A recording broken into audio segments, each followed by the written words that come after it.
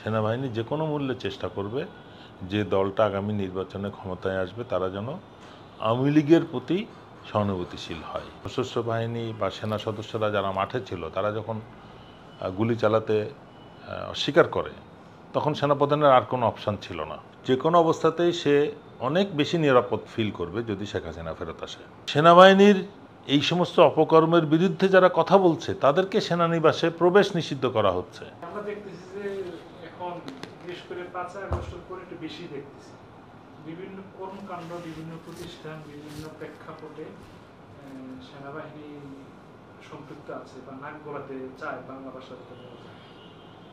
এটা কি আসলে মানে আগে ছিল কিনা বা এটা এখন কেন হচ্ছে, একটা প্রশ্ন।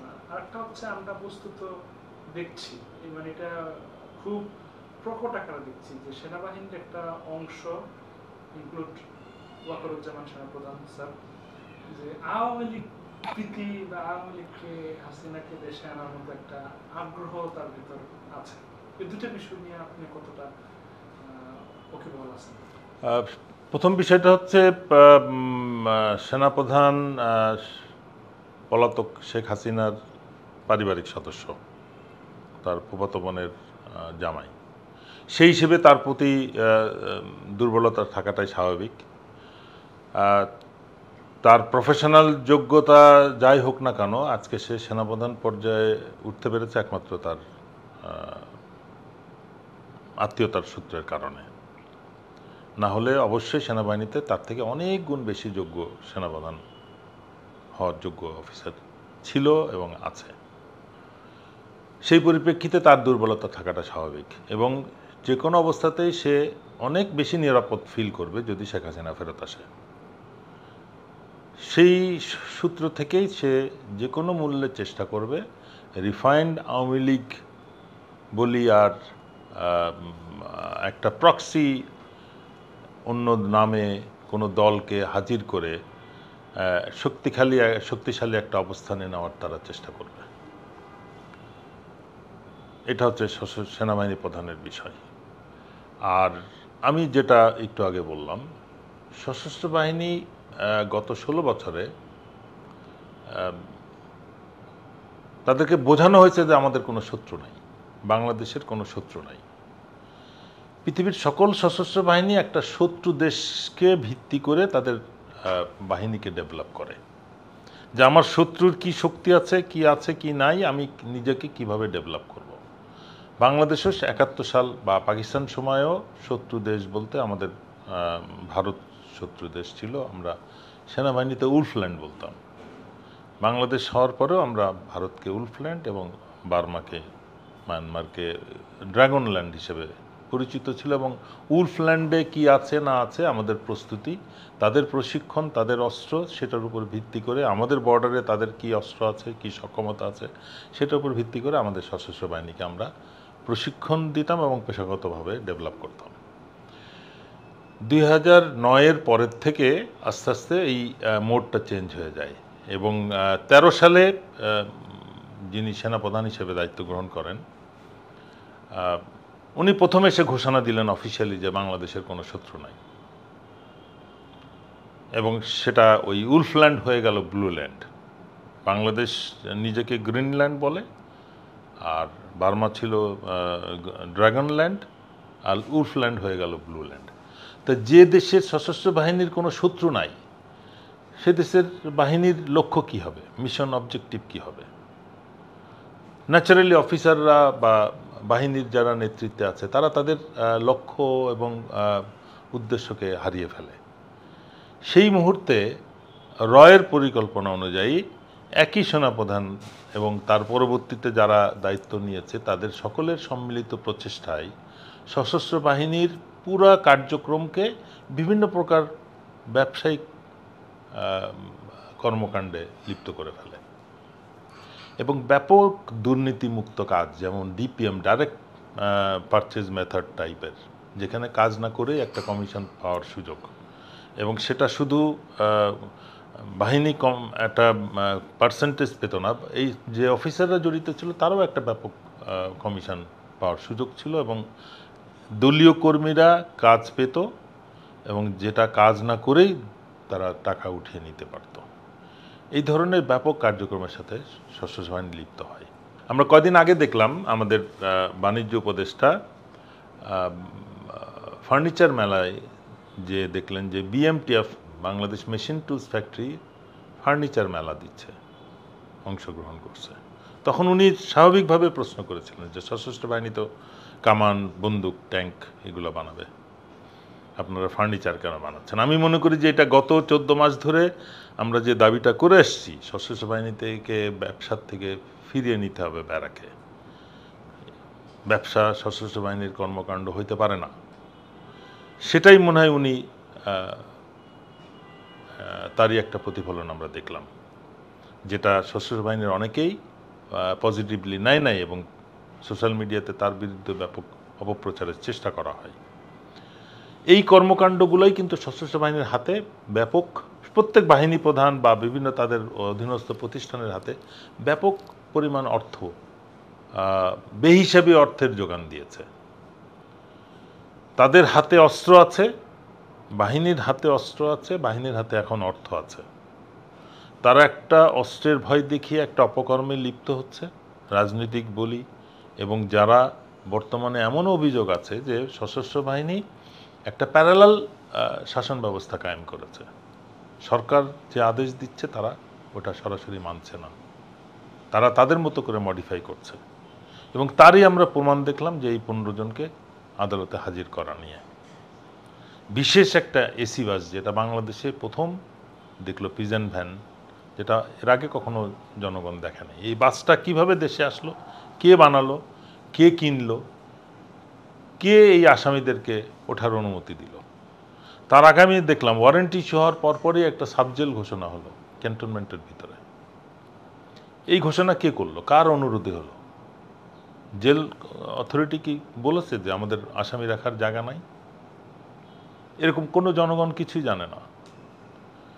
কাদেরকে রাখার জন্যে জেল, সাবজেল করা হলো? এরা যাদেরকে অপরাধী করা হয়েছে তারা মানবাধিকার বিরুদ্ধে অপরাধের দায়ে দণ্ডিত। দণ্ডিত বলা যাবে না, তারা দায়ী, তাদেরকে বিচার করা হচ্ছে। তারা নিরপরাধ প্রমাণ হওয়ার আগেই তাদেরকে একটা ভিআইপি স্যুটে সাবজেল ঘোষণা করে রাখা হলো। এই সাবজেলের ইতিহাস যদি আমরা দেখি, বাংলাদেশে 3টা আছে। একটা প্রেসিডেন্ট এরশাদকে রাখা হয়েছিল এক সময়, 90-এর পরবর্তী সময়। তারপরে রাখা হয়েছে 2 জন প্রাক্তন প্রধানমন্ত্রীকে।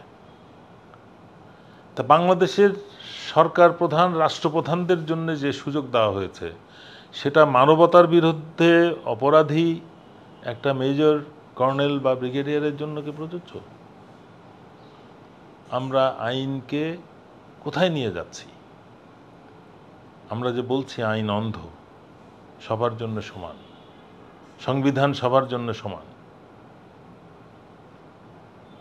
আইন তো সবার জন্য সমান না, কারোর জন্য বেশি সমান। সেটাই গতকাল সেনাবাহিনী প্রধান প্রমাণ করছেন। সেনাবাহিনীর এই সমস্ত অপকর্মের বিরুদ্ধে যারা কথা বলছে তাদেরকে সেনানিবাসে প্রবেশ নিষিদ্ধ করা হচ্ছে, অথচ এই মানবতার বিরুদ্ধে অপরাধী প্রায় 15-20 জন, 25 জন, এটা সংখ্যা অনেক বেশি হবে যদি প্রকৃত সংখ্যা বিচার কার্য শুরু হয়। তাদেরকে ক্যান্টনমেন্টে রেখে বিচার কার্য পরিচালনার প্রচেষ্টা চলতেছে এবং সেনা আইনেও বিচারের চেষ্টা চলেছে। আমি এটা মনে করি যে এটা আইনের শাসনের প্রতি একটা বৃদ্ধাঙ্গুলি প্রদর্শন করছে একটা আইন শৃঙ্খলা বাহিনী, এবং বাংলাদেশের সব থেকে সুশৃঙ্খল ডিসিপ্লিনড ফোর্স যেটাকে বলা হয়, সেনাবাহিনী, নৌবাহিনী, বিমান বাহিনী, তাদের সম্মিলিত প্রচেষ্টায় আইনের প্রতি বৃদ্ধাঙ্গুলি দেখানো হচ্ছে। তারা প্রথমে বিভিন্নভাবে চেষ্টা করেছে সেনা আইনে তাদের বিচার করার, জোরপূর্বক বিচার করতে। ওয়ারাজ আমরা দেখলাম সশস্ত্র বাহিনীর অংশগ্রহণে বিডিআরের যে হত্যাকাণ্ড হয়েছে বিদ্রোহের মাধ্যমে, সশস্ত্র বাহিনীর অফিসারদের সম্পৃক্ততায়, সেই বিচারকে বেসামরিক আদালতে নেওয়া হয়েছে, যেটা সেনা আইনের 31 ধারায় বিচারের সুযোগ ছিল। সেটাকে বেসামরিক আদালতে নেওয়া হয়েছে, অথচ সশস্ত্র বাহিনীর অফিসাররা বেসামরিক প্রতিষ্ঠানে, আধা সামরিক প্রতিষ্ঠানে বিভিন্ন রকম অপকর্মের সাথে জড়িত হয়ে মানবতার বিরুদ্ধে যে অপরাধগুলো করেছে তার জন্যে, এবং এই মুহূর্তে ওয়ারেন্ট ইস্যুর পরে যাদের চাকরি নাই তাদেরকে প্রোটেকশন দিচ্ছে সেনাবাহিনী প্রধান নিজে। সুতরাং এই কর্মকাণ্ডকে নিঃসন্দেহে আইনের প্রতি অবমাননা বা অবজ্ঞার প্রচেষ্টা বলে আমি মনে করছি। এখানে আরেকটা বিষয় হলো যে ওয়াকারুজ্জামান তিনি তো যেহেতু সেনাবাহিনীর অভিভাবক, তো তিনি আসলে জনগণের ইচ্ছা আকাঙ্ক্ষার বাহিরে গিয়ে এই 15 জন সেনাবাহিনীর সাবেক কর্মকর্তা বা অভিযুক্ত কর্মকর্তাদেরকে এত গুরুত্ব দিচ্ছেন কেন? কার প্ররোচনা, তার স্বার্থটা কি?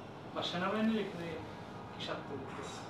আমি মনে করি সেনাবাহিনীর এখানে কোনো স্বার্থ নাই। সেনাবাহিনীর বৃহৎ অংশ চায় যে কেউ অপরাধ করে থাকলে তার বিচার হোক। সেনা আইনে যেভাবে অন্যান্য সকল সেনা সদস্যদের বিচার করা হয়, সেনা আইনে কিন্তু প্রতিদিন ব্যাপক সংখ্যক অফিসার সৈনিক যাদেরকে বিচারের আওতায় নেওয়া হয়।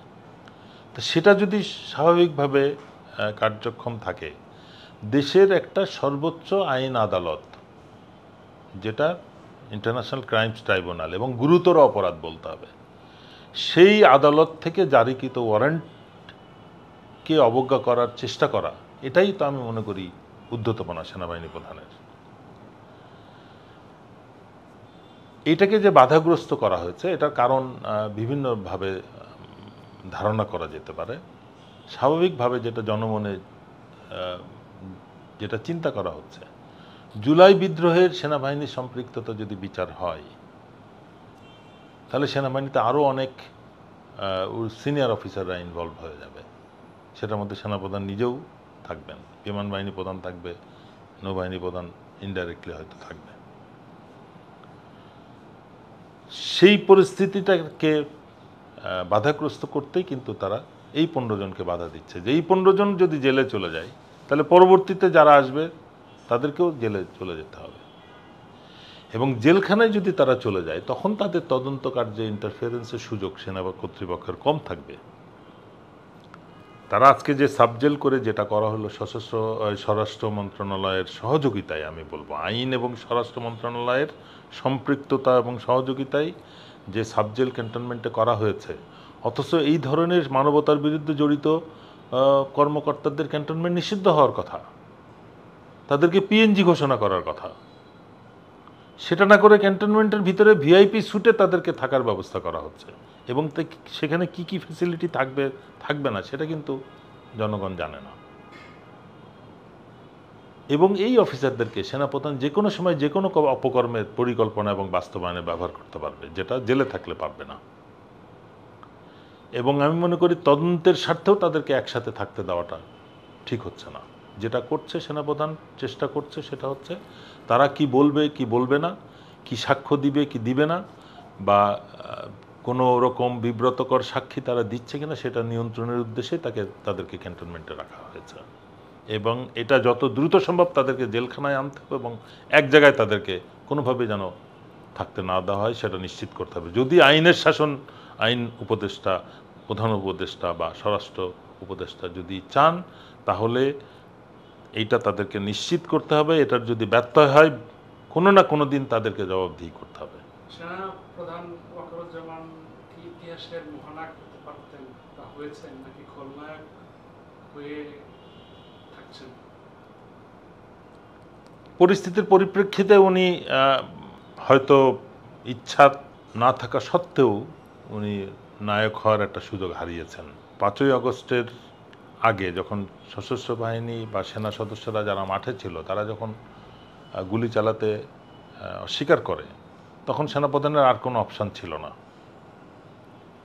হাসিনাকে পালিয়ে যেতে সুযোগ সৃষ্টি করে দেওয়া এবং পালিয়ে যাওয়াটা নিয়ন্ত্রণ করা। কমপ্লিটলি সেনাপ্রধানের কোঅর্ডিনেশনে 3 বাহিনী প্রধানের সম্পৃক্ততায় শেখ হাসিনা তার দলবল নিয়ে পালিয়ে গেছে। যারা পালাতে পারে নাই ক্যান্টনমেন্টে তাদেরকে আশ্রয় দেওয়া হয়েছে এবং পরবর্তী তাদের পলায়ন নিশ্চিত করা হয়েছে, এবং এখনও অনেকে আছে সেনাবাহিনীর নিরাপত্তা হেফাজতে।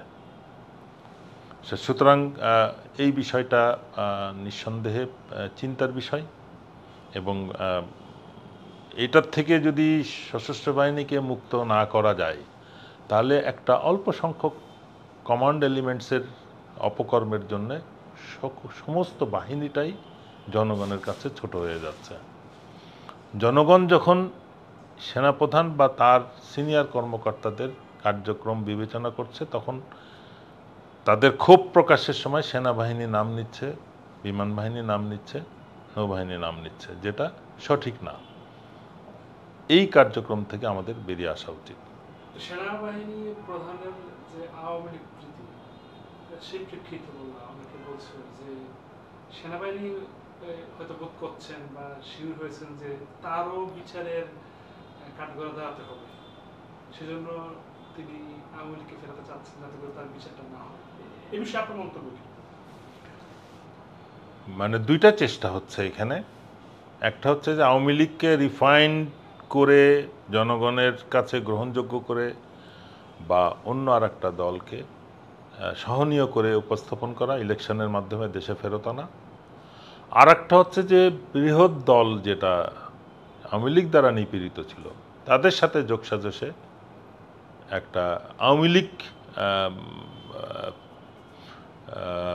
কে যারা গ্রহণ করবে বা আওয়ামী লীগকে মেনে নিবে ভবিষ্যতে, এমন একটা দলকে ক্ষমতায় নিয়ে আসা। সেনাবাহিনী যে কোনো মূল্যে চেষ্টা করবে যে দলটা আগামী নির্বাচনে ক্ষমতায় আসবে তারা যেন আওয়ামী লীগের প্রতি সহানুভূতিশীল হয়। এটাই হচ্ছে সবথেকে চিন্তার বিষয়। যদি জনগণ যদি ভোট দিয়ে সেনাবাহিনীকে জনগণ কোনো সংসদ সদস্যদেরকে নিয়োগ করে, সঠিক ভোটের মাধ্যমে যদি হয়, তাদেরই ক্ষমতায় আসা উচিত। এই 14-18 বা ইভেন 8 সালের কথা বা 24 সালের যে নির্বাচন হয়েছে, জনগণের ট্যাক্সের টাকার হাজার হাজার কোটি টাকা ব্যয় করে এই ধরনের প্রহসনের নির্বাচনের মাধ্যমে আবারও একটা সন্ত্রাসী দল ক্ষমতায় আসুক, সেটা জনগণ চায় না।